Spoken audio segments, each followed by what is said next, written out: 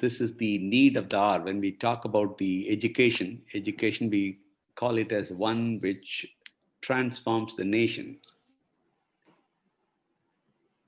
You look at the early days, um, it was only a school run by the church.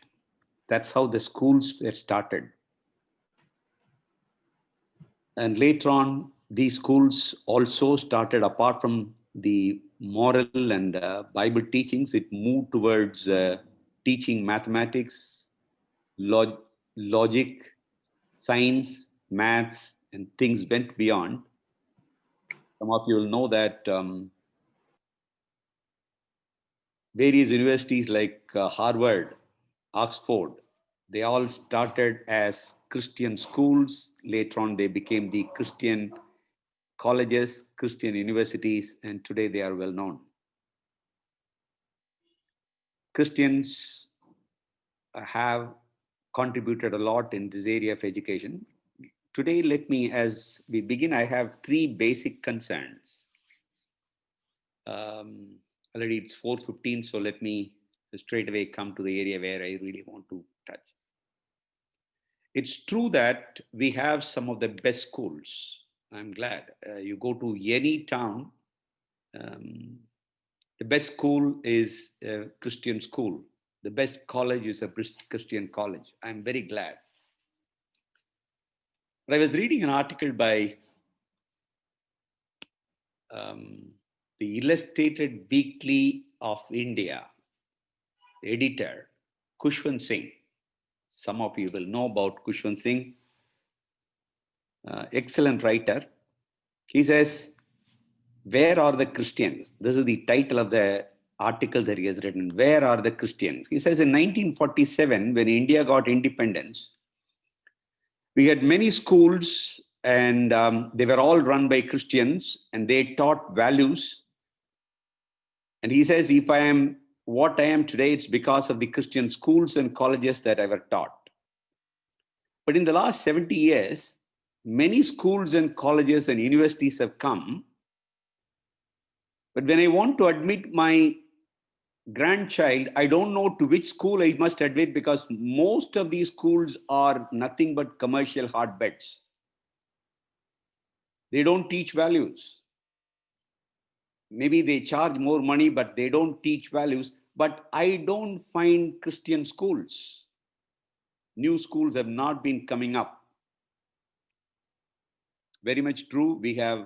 We started many schools, but over a period, the number of schools that we have had is rather coming down. Number of universities, number of colleges, the same thing that has happened in terms of the schools that we have not been increasing in commensurate with the population that we have.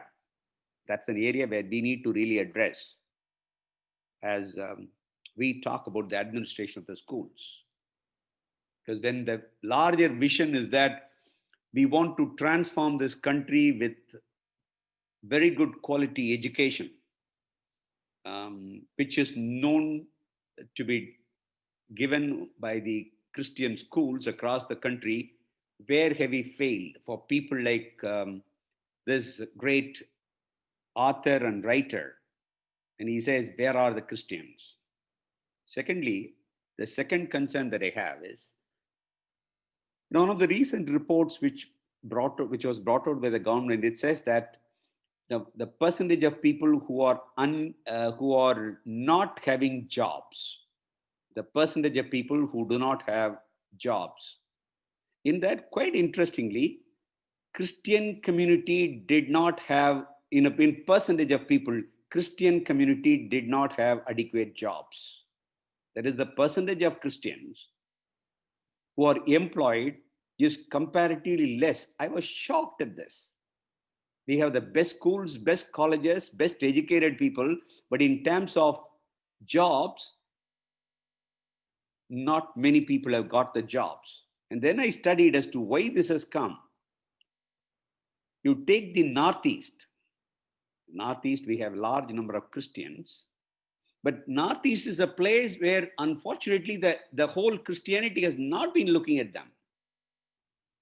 Northeast is a place where there are plenty of Christians with very good education, but they do not have jobs. Please understand.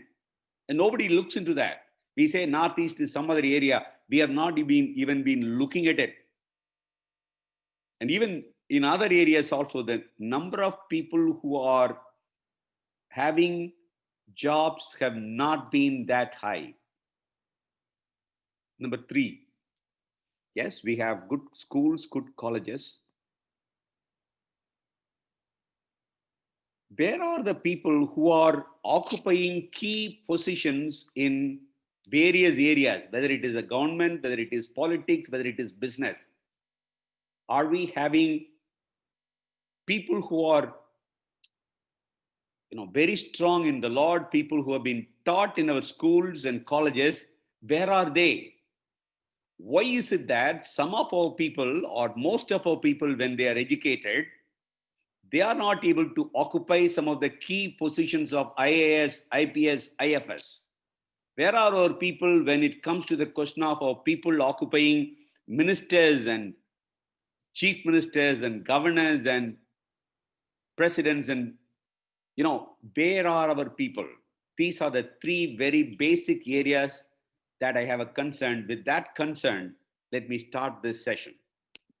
Because if we do not address these concerns, a stage will come, yes, we will be producing a large number of people from our schools. We'll say that we are administering well, but where are these people going? Are they just becoming another teachers in some places, or they are occupying only second rank, third rank positions? Why is it that many of our people, even though they study extremely well, our teachers are very good, but why is it that finally the thing that come up, the students, they are not able to occupy some key positions of the government? Now, all this basically boils down to what we call educational excellence in the Christian schools. It all boils down to that. Now, let me give a brief presentation, and then after that, I will have probably around 15-20 minutes. We'll have a discussion, because that's how I just want to have this session. Let me kindly allow me to share the screen. Right, the way that I'm going to do is in between, I'll give a brief presentation, then I will talk to you. Today, I will talk to you about the educational excellence in, let me start with the 7 mountains of influence. Most of you will be knowing about the 7 mountains of influence, which was brought out by Mr. Bill Bright, who was the head of the Campus Crusade, and Lauren Cunningham, who was the head of Youth with a Mission. They say that if you want to really influence the society, influence the nation, there are 7 key areas of influence: family, religion, education, business, government, media, art and entertainment. These are the 7 areas. I'm glad that the church has been focusing a lot on family and religion from the very beginning. All our messages will focus upon family and religion. And over some period, maybe during the British period, there was a lot of focus of the church on education. That's how wherever the missionaries came, the schools were established. And there are a lot of religious orders who have been focusing only on education. I'm very glad we started many schools. But as I said, why is it that we have not been able to focus upon education more and more? Some of you will know about Sharon Christa McAuliffe. Sharon Christa McAuliffe was a well-known teacher in US. She was a teacher, and she was the first astronaut teacher. The US government selected a teacher for sending it to the space shuttle. Unfortunately, that space shuttle Challenger, all the people who went in that space shuttle, I think within a few minutes of the space shuttle moving um, forward, well, all of them died. There was a major disaster in the space shuttle. But that teacher, Sharon Christa McAuliffe, is well known, and in her name, today there are many schools, many institutions, and her favorite quote is this: I touch the future, I teach. I touch the future, I teach.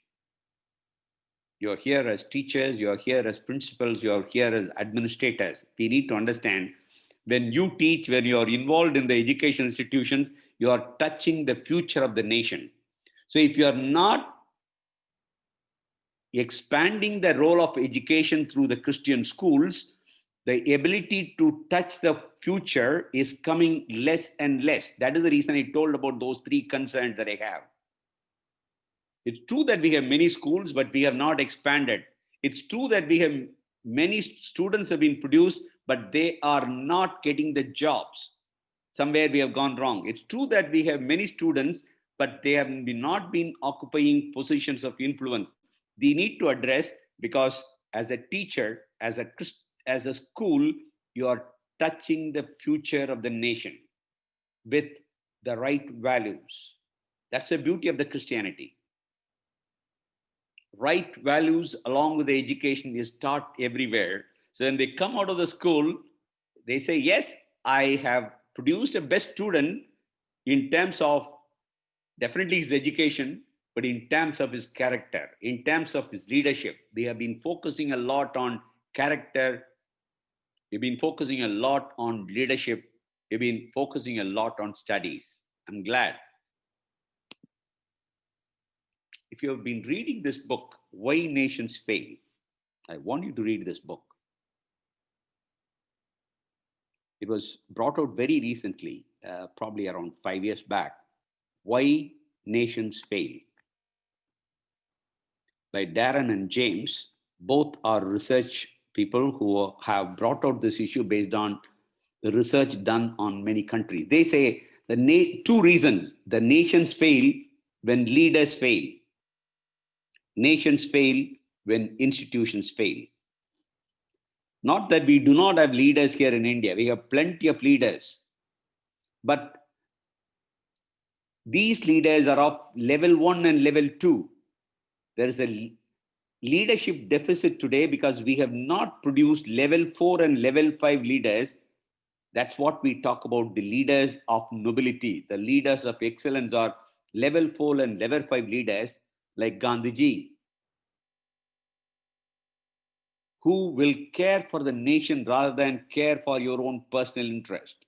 Mother Teresa, Dr. Abdul Kalam, Dr. K.R. Narayan, the former president of India. The nations will succeed when leaders succeed. So if the schools focus on producing the best leaders, noble leaders who will occupy key positions in government, key positions in politics, key positions in business, things will change. Secondly, nations fail when institutions fail. When I say institutions, maybe it is like parliament, legislature, assemblies, office of the district collector, office of the police commissioner, church as an institution, school as an institution, college as an institution. Nations fail when institutions fail.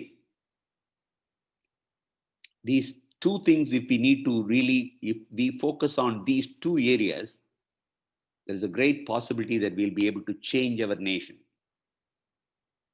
I'm not sure whether you're aware, in the month of March, the Time magazine brought out a beautiful article, a research one. It says 100 most influential women in the world in the past 100 years. They have identified 100 most influential women in the world in the past 100 years. From India, they have identified two women. One is Mrs. Indira Gandhi, the former president of India, the Prime Minister of India, and Rajkumari Amritkar. Now, Rajkumari Amritkar, I'm not sure whether you're aware of her or not, but she was the first Christian minister in the cabinet. In the cabinet of Nehruji, there were almost 17 ministers. Out of the 17 ministers, there were two Christian ministers. One was from Kerala. He became the rail minister for railways. And second one was Amrit Kaur, who was the minister for health. And she was the one who established the All India Institute of Medical Sciences in Delhi. She cared for the marginalized. Now, the reason I want to tell you is, our country is known for many Christian leaders who have influenced this nation in the past many years. 1947, they said out of those 17 ministers, we had two ministers from the Christian community. I'm glad. And they made a lot of influence. But today, almost we have 100 ministers, not even one Christian minister. Where are we? What happened? I don't know whether you are aware or not, the first woman IAS officer, the first woman IAS officer in the country. Can somebody say who's the first women IAS officer in the country? She's from Kerala. Yes, can somebody from Kerala say that?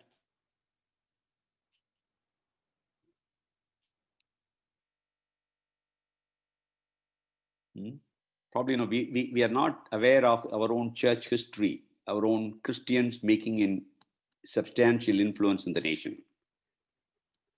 Anna George, and later on she became Anna Malhotra. Malhotra was the governor of Reserve Bank of India. Those days it was called Madras State, so she was allotted to Madras cadre of the Indian Administrative Service, the first women IAS officer. Well, let me ask you, first women IAS officer was from a Christian community, studied in a Christian school, studied in a Christian college. She studied in WCC and then she was studying also in a Christian college in Kerala.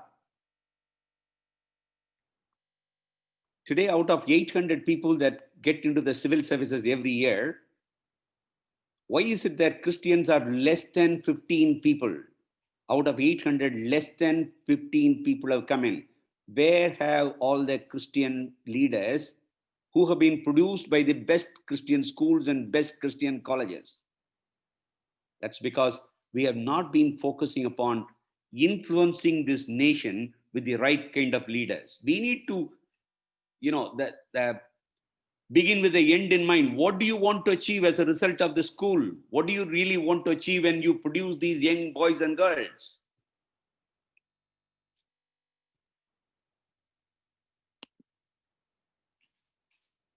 Most of you are aware that today we are into Industry 4.0. We started the Industry 1.0 in the 18th century when the steam engine came into the picture. We moved to electricity. We in the US produced a large number of cars. Ford came up with many number of same type of cars in Industry 2.0. In Industry 3.0, probably in 1980s, we had the computer, we had the electronics, everything came in. And then came Industry 4.0. Today we are at Industry 4.0 where 3D printing, IoT, artificial intelligence, big data, blockchain, you think of it. Now my question is, as Christian schools, are we equipped to deal with this Industry 4.0? If you and I are not equipped to deal with it, probably we will not be able to give the best education.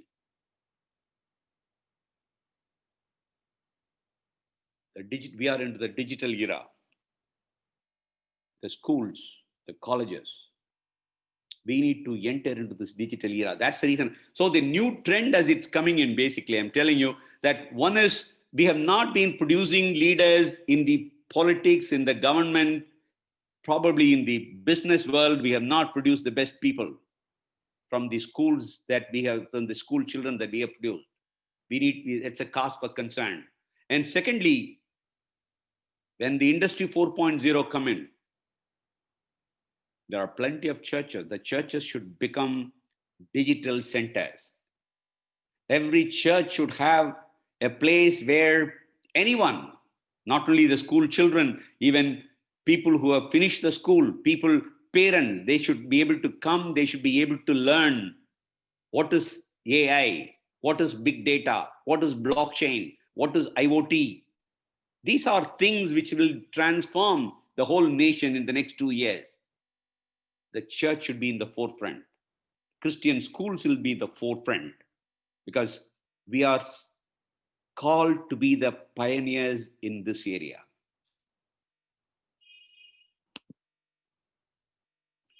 So today my talk is on education in India, building the nation through education, building a noble nation through a very good quality education, building a nation full of character, building a nation with noble values through a noble education that is given by some of the best Christian schools in India. That's the reason I call it as a education India.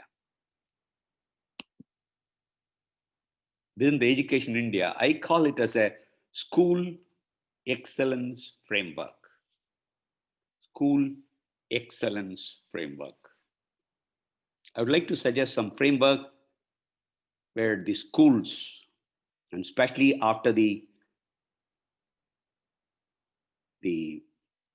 National Education Policy 2020 have been announced. The school excellence framework for the Christian institutions, we need to really find out how we can run some of the best schools, how we can provide some of the best education. Why I am suggesting framework? It's because the nation expects the Christian schools to come up with the best standard, not the other way. It is not that somebody sets the standards and then schools will follow and Christian schools will follow. No, I would like to put it the other way. Can the Christian school, which is known for providing the best quality education across India and across the world, can we set the standards for education? And if we set the standards, the nation will follow. The example, student-teacher ratio. I think it is the Christian school should set the standards, not the other way. Somebody will say, see, look here, how do I bring the number less student teacher ratio? If I bring it, probably the number of students will come down. Well, then you are not setting the standards. You identify the standards. I'll come to that later as to how we can increase the number of students still. But when we talk about the excellence standards, student teacher ratio is one of the fundamental things. GER is one of the fundamental things. Now, GER, we've been talking about that we should get 100% GER, gross enrollment ratio. Now, this Christian school should set the standard that in the place where Christian schools are operating, can I ensure that there is 100% GER? When I say GER, not only the point of entry, when the student comes to the school, the student will be able to stay on until class 12. That is, in between, the student does not leave the school. Yes, the person may go to another school, another town. That's a different thing. But today, what's happening in many places, in the villages, especially in the tribal communities, especially in the places where there are people of the extreme poor when they live, they don't want to send their children to the school. Probably we have not been following it up. This is an area where we need to be really concerned. GR should be 100%. Can I ensure that in a school excellence network framework? And today, when we talk about the outcome, learning outcome. It's not only what the students learn, it's not what the students teach. That's one part. Second is what the students learn. The third part, what is the learning outcome? Today, most of our education after 12th, when they have to get into the college, a large number of professional institutes have come. Students want to get into medical stream. They want to get into IIT stream. They want to get into some of the professional colleges. This means that students will have to write their NEET exam. They'll have to write their JEE exam. They'll have to write other competitive exam. Are we preparing our children who are studying in our schools to get through these two examinations? Or we are saying, okay, they have passed CBSE. They have passed the state board. No, then we are not really into the school excellence framework. School excellence framework, I will call it as a 5 areas: institutional excellence, educational excellence, character excellence, societal excellence, and leadership excellence. Institutional excellence, I think this where I need not tell you much about it. Most of our Christian schools, you have an institutional excellence. The name itself stands. It has got a brand. It's known for its institutional excellence, run extremely well. I do not talk much about that. You know how to run the school, best standards. You don't need advertisement. A lot of people do come institutional. That's an area where we need to continue in terms of the institutional excellence. This school means it's an excellent school. That name enough. That name is enough. The institution. If you miss that, everything goes off. I'm glad that we have that institutional excellence. Then we move on to the educational excellence. Yes, institution is excellent. The kind of education that we provide to the school children, is it excellent? Today we talk about STEM. People should be excelling in their science, maths. When the school children, when they come over there, are we focusing adequately on all these subjects so that when they come out as excellent students, not that they just pass. Passing is inadequate. It is a mediocrity. I don't want school children, when they come out of their Christian schools, they should not be students of mediocrity. When I say mediocrity, even if the person gets it today, 75%, 80%, it seems to be a mediocrity because that's the way today's system is there. Unless you go for 90, 95, you don't even get a chance to get into a good college. Why is it that some of our schools are not able to bring this kind of excellence in every student? That's the reason, the educational excellence in terms of, are we producing students who are excellent in their subjects? I'll come to that later. Along with that is the character excellence. I think this is an area where Christian schools stand up, or they should stand up, focusing on character, focusing on moral values, focusing on ethics. This is an area where we need to take extra steps to teach the children. In the student-teacher relationship, it is very, very important. That's where that can bring in the right kind of character. The Christian leaders, when the school principal is an excellent person, when the school teachers are excellent people, then only then you can build the character. If you are not gentle, if the teachers are not gentle, you can't bring a character of gentleness in the students.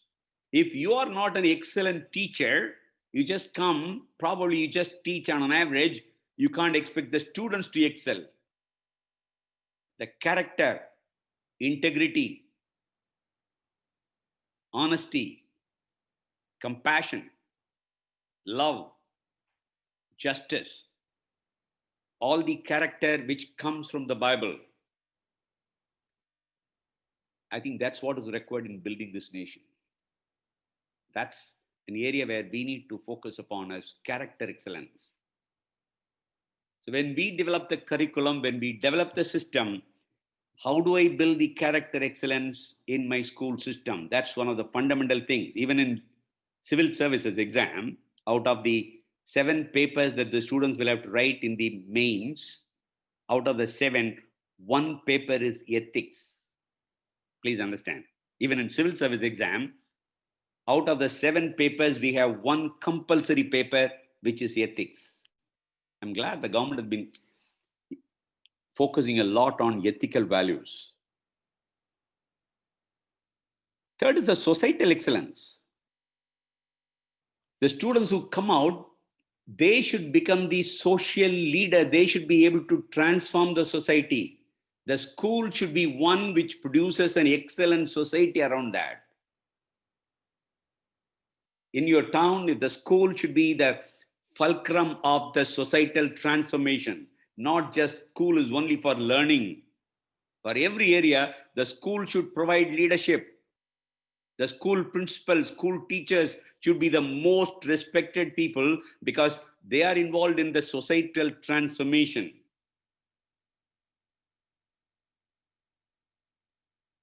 Fifthly, leadership excellence. The school should produce excellent leaders. When I say leaders, it's not only the leaders from the student, the teacher should be excellent leaders. That's what in the next one, if you see school and excellence framework, I will say the first one is leader teachers. We need teachers who are leaders.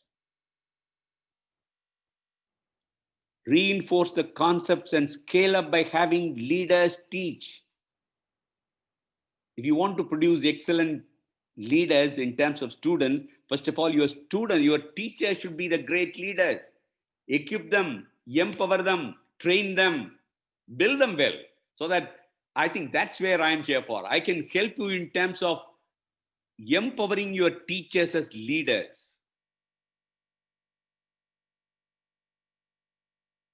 There should not be just teachers. They are the one who will be able to be leading in many areas. The society should respect them as great leaders of influence, not only inside the school, but outside the school, in the society, in the church, in the community. Build leaders. Build teachers as leaders. And if they are leaders, I think that's where you need to evaluate whether your teachers are leaders or not. Why is it that we have not been focusing on the teachers to be the leaders? I think we have been giving a lot of importance on the principals to become leaders. I know, I'm aware, but we have not been spending adequate investment on equipping the teachers as great leaders. The reason I'm saying, I want some of our schools to get the teachers awards every year when the Teachers Day comes. I always look at how many Christian teachers are coming, some of the best institutions we have. Why is it that we are not able to get the teachers awards for many of our teachers? What's wrong? I think we need to discuss. We can discuss. Probably I would be too happy to discuss with your teachers, principals, and the institutions together as to how we can really develop teachers who will become models, role models, who will get many awards. Mr. Radhakrishnan was a teacher, well known for his teaching capability. That's one of the reasons, probably, yes, today we are recognizing Radhakrishnan as a great man. Teacher leaders, build them. If you don't have the best teacher leaders or leader teachers, whichever way that you call it, you can't produce best students as leaders. You'll be producing best students, but you will not be able to develop the students as leaders. Your principal, the primary focus of the principal should be, can I develop the teachers as leaders? And in turn, teachers should be the primary focus is, how many of the students will be able to develop them as leaders? If that is the case, let me tell you, at the end of the particular 12th standard, when it comes in, you'll be able to say, out of my school, this many people came out successfully in JEE. This many people came out successfully in NEET exam. or in many other competitive exam. Or later, some of these students, when they get into the colleges, the school should be able to proudly say, hey, one of the students or this many number of students who studied in my school, today they got into IAS, IPS, IFS. You need to put that seed when they are in the 8th standard, 9th standard, 10th standard, 11th standard, 12th standard. And I would expect that some of the schools should be able to teach them, even now at this stage itself, hey, these are the areas where you need to study for a civil service. If you are getting into the medicine, yes, go ahead. If you want to get into the engineering, go ahead. If you want to get into the civil services, I will train you. I think I can give you the framework as to how we can train them. Or some of them as other professionals, some of them should become chartered accountants. Some of your schools, when you have your commerce stream, you should be able to tell the student, now that you have taken a commerce stream, get into BCom, become a chartered accountant, get into business, become an entrepreneur. Leader teachers. Second is leader-centered, learner-centered design. I think uh, student-centered design. All your school should be focused on learner-centered. Students should be the main focus, not the teachers, not any other thing. When they come, pick a platform and cadence right for your learners. It depends upon, in Delhi, the cadence is different. In the small villages, things are different.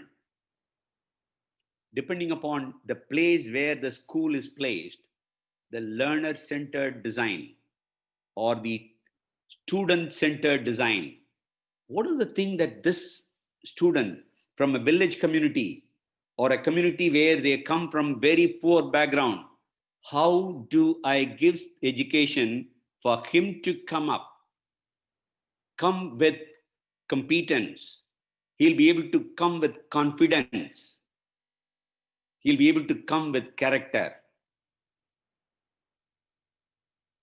Learner-centered design. The entire, course design, the entire course development.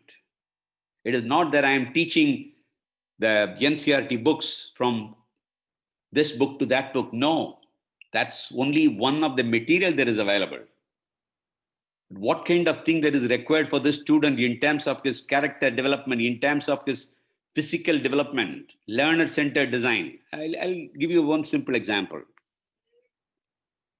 When a child joins the school in year 1, let me ask you this, right? Let's say that this child joins you in the school in year 1 and you are admitting the child. What are the things that you will check? If some of you can just say that, it will be wonderful. Tell me. What things that you check? The child is joining class 1 or even earlier, whatever it is. The child is joining the school.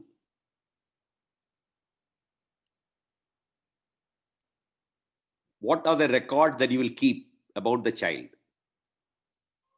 Please feel free.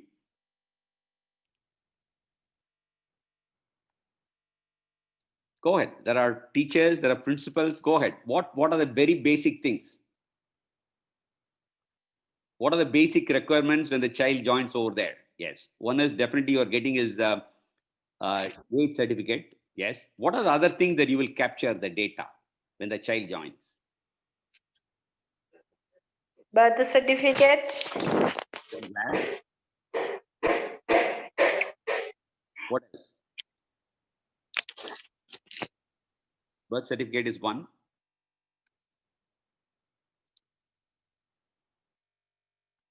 So I'm not testing you. Please, feel free. I'm not testing you. I'm just asking you what other detail that you will get when the child is joining in your school, especially in the class 1 or even earlier than that. Birth certificate is one. What else? Yes?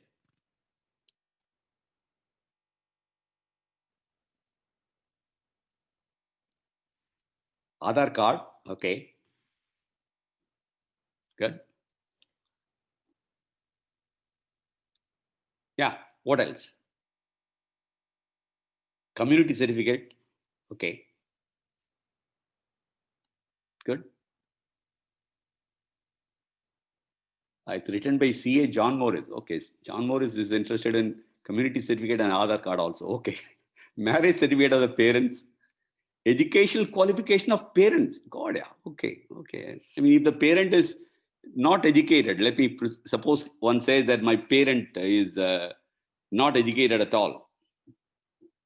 Well, anyhow, in case they are educated, you are getting the qualification. Family photos, yes. What else?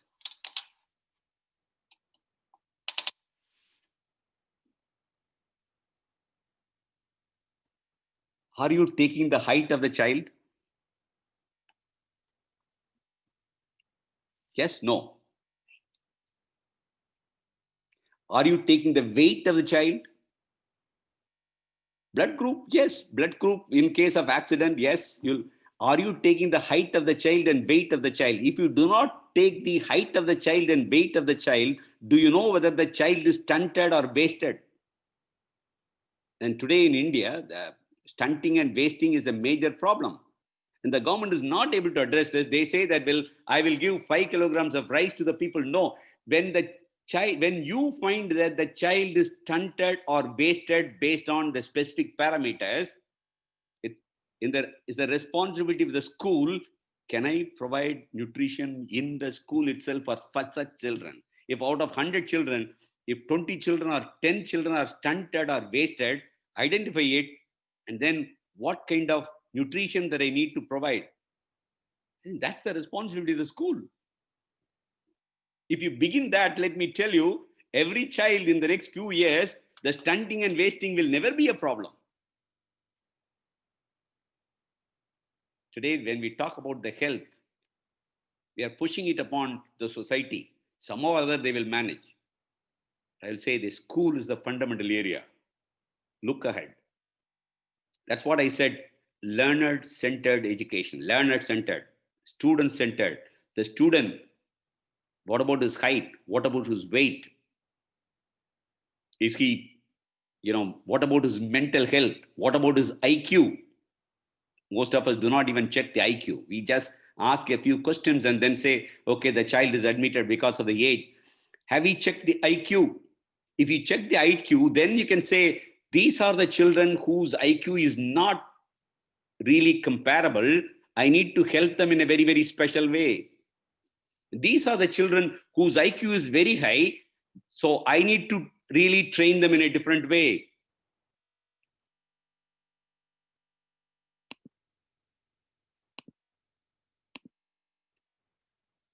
Student-centered design, based on what kind of student that they've come, what kind of IQ that they have, what kind of physical development that they require, mental development that they require, spiritual development that they require. And third is measure what matters. Evaluate both the learners and the initiative itself. It's not about whether the student has got what is the mark, but the effort that he has taken, the initiative that he has taken. If he has taken the initiative, give him full marks. With his IQ level when he joined, if he has done this much, pretty good. Measure what matters. Measure the teachers. Measure the students, both level. Evaluate them. Where do they stand? Not in terms of physics, chemistry, maths, biology, or social science. More than that, the total development, physical development, mental development. Is the child good in sports? Am I encouraging him to be involved in the sports? Am I encouraging him to go and spend time in the library? If he is not able to go and spend adequate time in the library when he is in your school, at a later stage, he just cannot get into civil service. Let me tell you, because the student has not been encouraged. In the school, if the child is not encouraged to read the newspaper on a daily basis, I know many of the schools, in the class before the school begins, in the assembly itself, you will have a 5 minutes time to talk about some of the headings. But I would say from the heading, you need to change to editorial. Go for the editorial analysis. Go to the page 6 and 7 of the Hindu and find out what is the editorial there. Discuss about it. That's where the things come. Intelligence, the whole area of measure what matters in terms of his sports involvement, in terms of his extracurricular involvement, in terms of his time that he spends in library, in terms of his knowledge in digital systems. Does he know about the computers adequately? Has he been exposed? That's a school framework, excellence framework. The Bible says, blessed is the nation whose God is the Lord. Blessed is the nation, blessed is India, blessed is Bharat, whose God is the Lord. If this has to happen, people who have known God very well, we should be able to bring those character in our life. We should live it. We should learn it. We should live it. We should share it. The question is, what kind of nation that we want to have? That's what the school produces. I would say that if the APJ Abdul Kalam, Dr. APJ Abdul Kalam, with whom I had quite a lot of discussions, very many times I've had time with them, interaction with them in the President's Palace as well as outside. He's a role model today. And he says, if a nation is to be corruption-free and become a nation of beautiful minds, I strongly feel that there are 3 societal members who can make a difference. They are the father, mother, and the teacher. Here I'm addressing the teachers. If the nation has to be corruption-free, if the nation has to become oppression-free, if the nation should become a nation of beautiful mind, it's in the hands of the schools. It's in the hands of the teachers. It's in the hands of the parents. Now my question is, what stops us from being excellent in our governance of the institution? That's the question today. We know the importance of excellence in our governance of the institution. What stops us? Maybe some of you will say the operational and administrative challenges are very complex. Some of you will say that the governance framework is rather difficult. Constitution, bylaws of the society, or the Trust Income Tax Act, or FCRA Act, school board rules, many other things are challenging. We will discuss that. What stops us? What's the handicap? Because we want to give the best education to the school children so that they become great leaders. When they become great leaders, the nation becomes a great nation. That's the whole idea. So what stops us? The Bible you will find in Daniel chapter 6 verse 3. They say that they could find no corruption in him because he was trustworthy and neither corrupt nor negligent. This is what it talks about Daniel.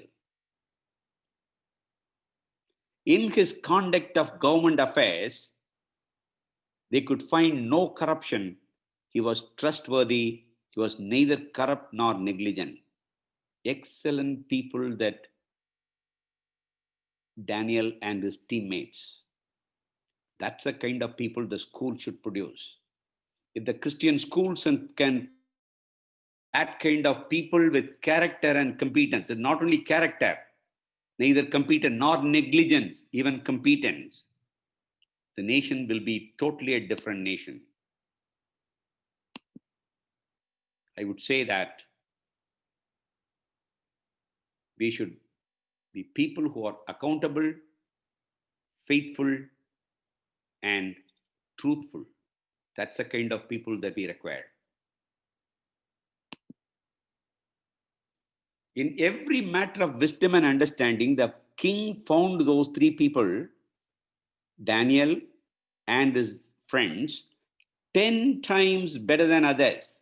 That I call it 10x people. If the students have come out from your school, they are with you for almost 12 years. Daniel and his friends, they were with the team for training only for 3 years. Daniel and his friends in Daniel chapter 1, you will find that they were in the training program for 3 years. But here in your school, 12 years, these students are there. Our role will be, can I make them 10x people? 10 times better than many others. I always, when the results of 10 standard and 12 standard, when it comes in, I always look at the result and say, hey, how many of the school children who are from the Christian schools have topped the top 5 ranks, 10 ranks, top 50 ranks, top 100 ranks? Why is it that some of our Christian schools, which are well known, yes, we have been very great institution, but when it comes to the question of performance in terms of the educational excellence, there has been some area where we have challenges. We need to look at it. 10x people.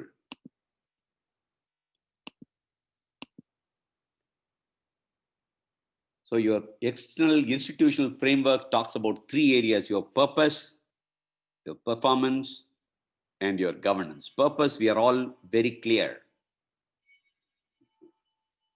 It all depends upon your performance and your governance.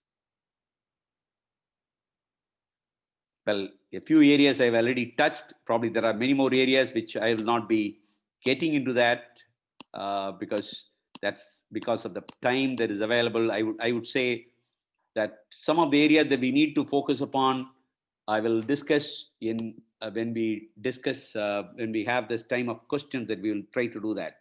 Probably the next few minutes, I will give you time for your discussions, and so that we can go a little beyond what we have been talking. Some of your schools may have some challenges in terms of the legal issues or FCR issues or the government regulation issues.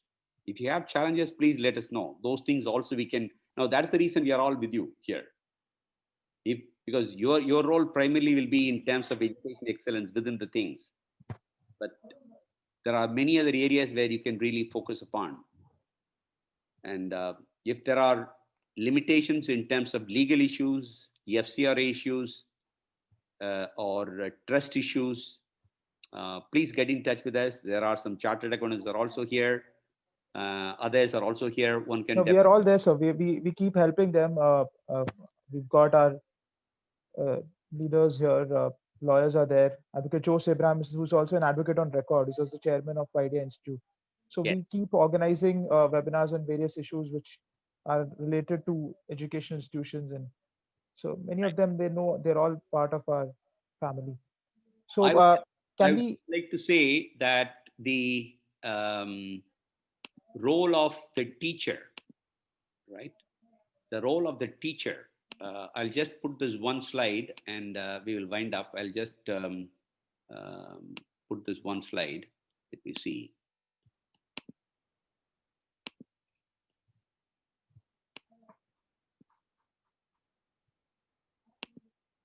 Your task is not a teacher alone. Your task is to be a coach, coaching the student in terms of their subjects. Just coach, not teach. You know the difference between teaching and coaching. Coaching is, some people have already understood, some students have not understood it. Coach the person in terms of the areas where he is lacking. Second is, your role is to be a mentor. Mentor is one where you will be willing to sacrifice your time, energy, resources, and your only interest is to uplift the other person. And third is, you are a leader who is a role model. They look at you as a leader, and they should be able to quote later, my teacher, my principal, so and so was my leader. If that's the case, transform yourself, transform your institution, transform the students, and transform the nations. This is my